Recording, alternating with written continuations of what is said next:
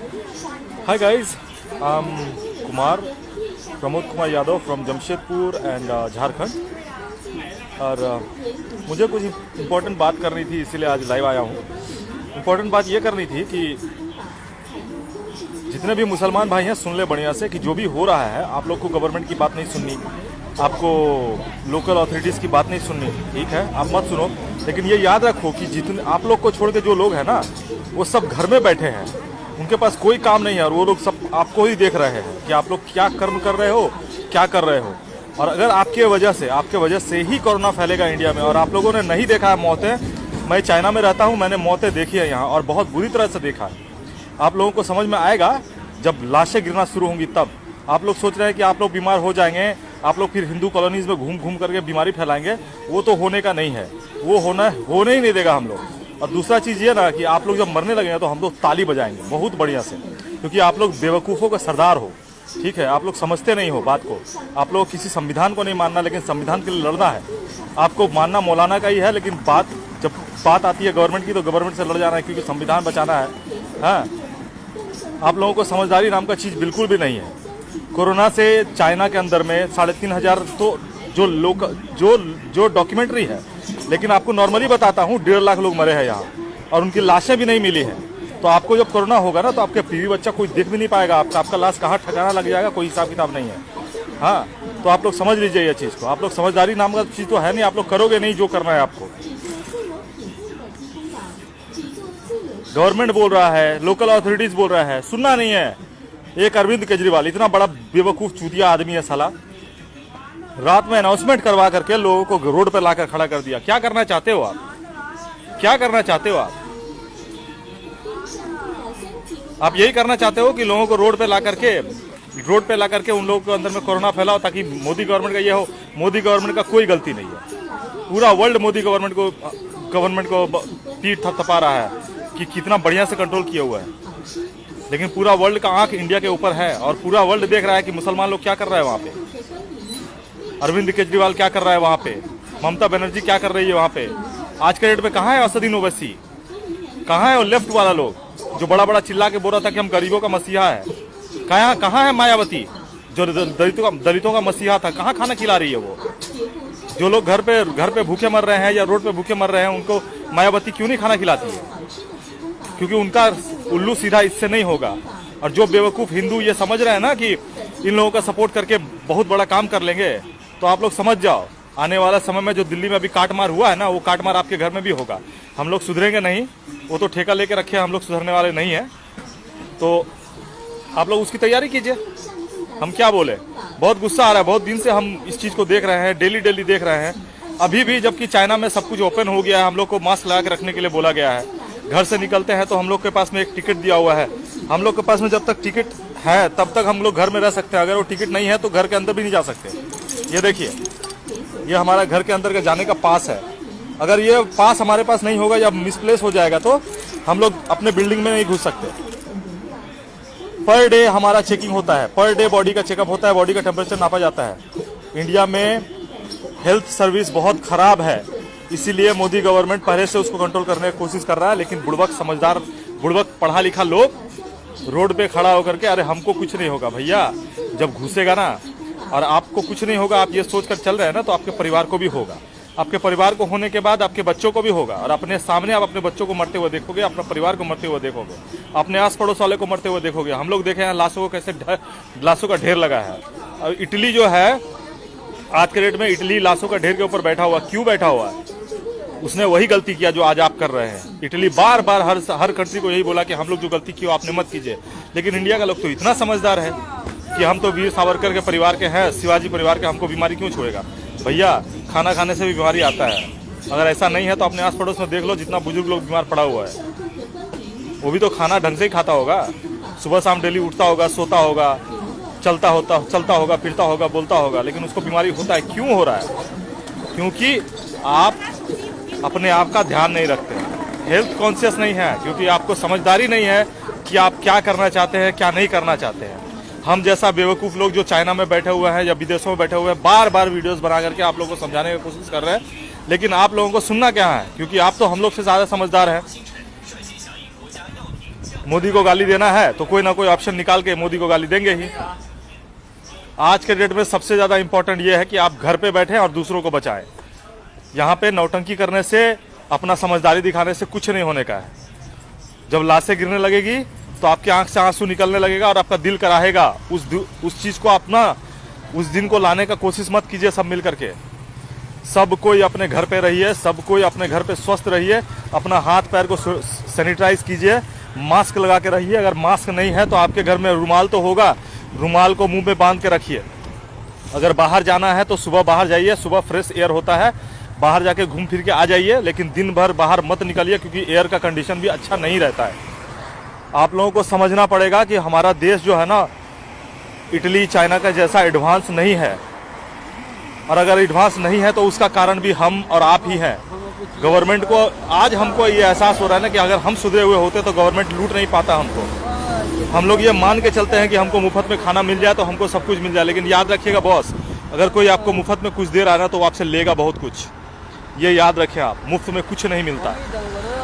ये आप खुद ही सोच के रखिए कि आपसे कोई अगर 2 पैसा लेता है या आपको कोई देता है, ऐसे ही दे देता है। आपसे कभी वो हेल्प नहीं मांगेगा, कभी आपसे कुछ नहीं मांगेगा। आपके इर्द गिर्द ये सब चीजें हो रही हैं, लेकिन आपको समझदारी नाम का चीज नहीं है, आप समझना ही नहीं चाहते। देख लीजिए, मैं आपको दिखा देता हूँ, चाइना में अभी भी बहुत सारे लोग हैं, रोड पे लोग बाहर निकल रहे हैं, लेकिन यहाँ पे सभी लोग मास्क लगा के रखे हुए हैं, सब एक दूसरे से दूरी बना के रखे हुए हैं।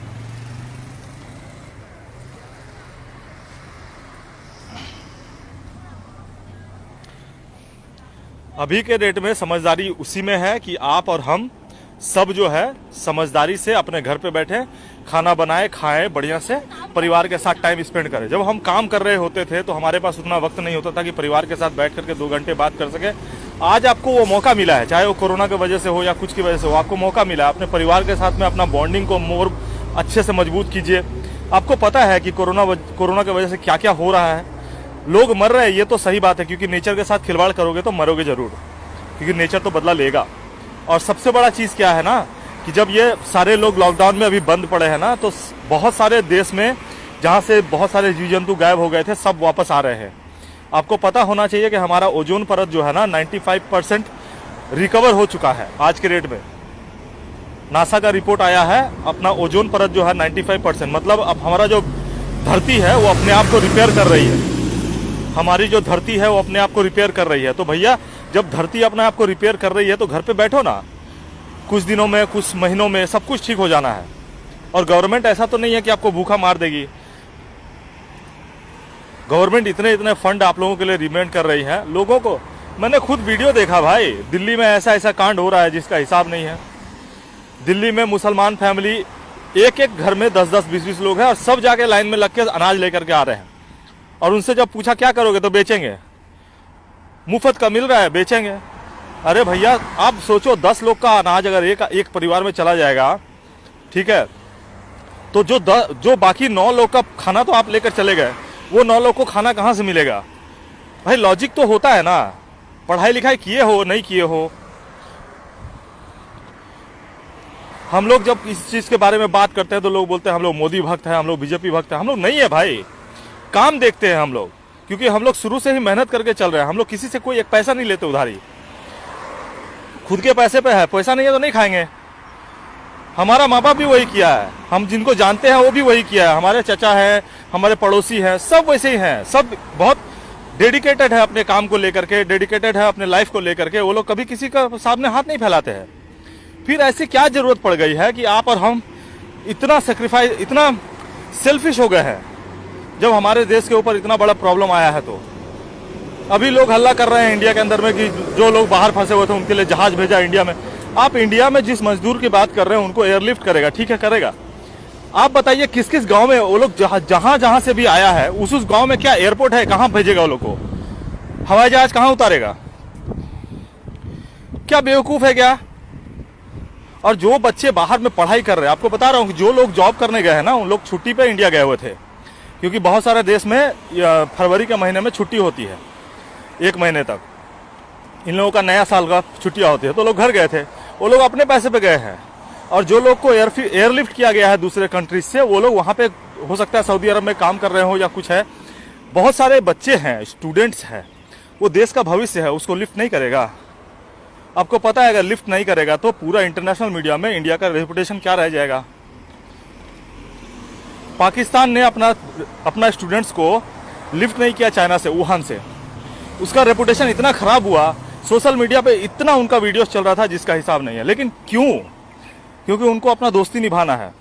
पाकिस्तानी 6 लड़के यहाँ मर गए वुहान के में, 6 लड़के मर गए। अब उन 6 लड़कों का परिवार क्या पाकिस्तान गवर्नमेंट को माफ कर पाएगा? चाहे वो मुसलमान ही है, माफ कर पाएगा जिंदगी भर?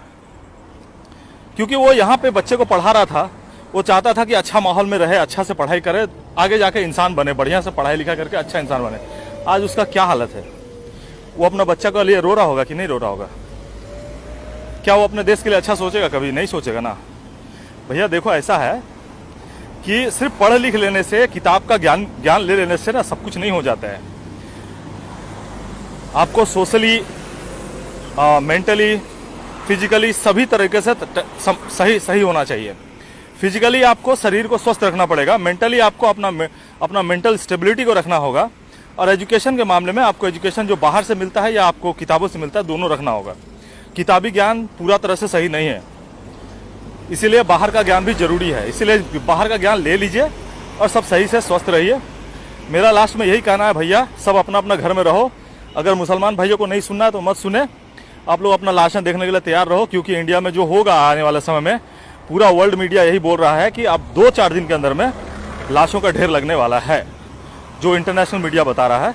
मैं अपने ऊपर नहीं बोल रहा हूँ। हम भी ये नहीं चाहते कि इंडिया में ऐसा कुछ हो, क्योंकि इंडिया में अगर ऐसा कुछ होगा, 3rd स्टेज में जाएगा कोरोना वायरस का, ये तो बहुत बुरा हाल होगा, क्योंकि वहाँ पे व्यवस्था नहीं है, ये तो हम भी जानते हैं। आज के लिए बस इतना ही, शुक्रिया भाई लोग। अब मैं निकल रहा हूँ यहाँ से घर जाने के लिए। अभी अपना क्लास ख़त्म करके निकला हूँ, बस अब घर जा रहा हूँ। घर में थोड़ा आराम करूँगा, शाम के क्लास का तैयारी करना है।